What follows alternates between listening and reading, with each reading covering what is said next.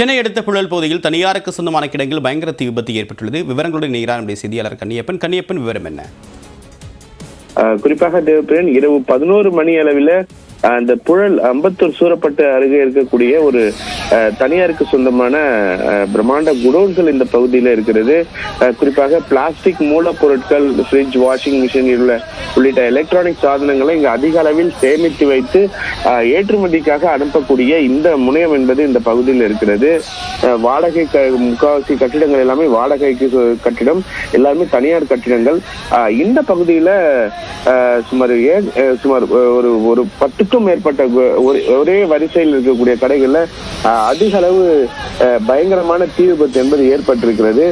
குறிப்பாக தொடர்ந்து 6 மணி நேரமாக 50க்கும் மேற்பட்ட தீயணைப்பு துறையினர், குறிப்பாக செங்குன்றம், அம்பத்தூர், ஆவடி, வியாசர்பாடி, பெரம்பூர், செம்பியம், கொளத்தூர் உள்ளிட்ட பகுதிகளில் இருந்து வாகனங்கள் வரவழைக்கப்பட்டு மேலும் புழல் பகுதியிலிருந்து குடிநீர் லாரிகள் மூலமாகவும் அவர்கள் உதவியுடன் தீயை அணைக்கும் பணியில் ஈடுபட்டு வராங்க.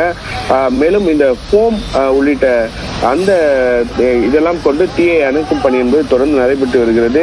குறிப்பாக இந்த எலக்ட்ரானிக் பொருட்கள், பிளாஸ்டிக் என்பதால் தீ கட்டுக்கடங்காமல் அதிபயங்கரமாக பற்றி எறிவதால் தீயை கட்டுப்படுத்த முடியாமல் வீரர்கள் போராடி அணைக்கும் பணியில தொடர்ந்து ஈடுபட்டு வராங்க. இந்த தீ விபத்துல பல லட்சம் ரூபாய் அளவில் சேதம் ஏற்பட்டிருப்பதாக கூறப்படுகிறது.